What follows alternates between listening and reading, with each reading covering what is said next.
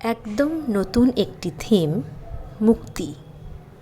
আমরা বিভিন্ন প্রকার বন্ধন বা সীমাবদ্ধতা থেকে নিজেদেরকে এত সহজে মুক্ত করতে পারি না।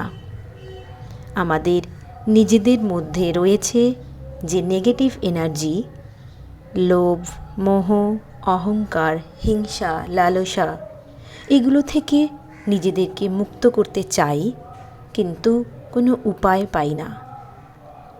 তাই নিজেদের মধ্যে যে সমস্ত নেগেটিভ কোয়ালিটি বা নেগেটিভ এনার্জি থাকে, সেখান থেকে নিজেদেরকে মুক্ত করতে হলে আমাদের নিজেদের মধ্যে ডিভিনিটি আনতে হবে।